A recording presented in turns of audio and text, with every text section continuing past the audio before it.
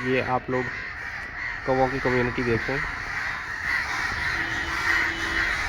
ये सब शोर मचा रहे हैं, किसी ने इनको तंग किया तो ये एहतजाज रिकॉर्ड करा रहे हैं उसका।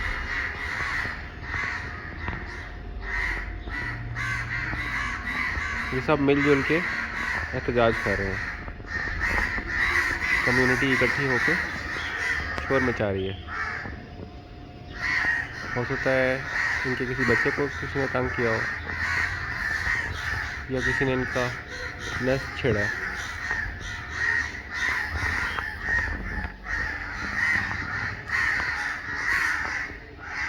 आते ही जा रहे हैं।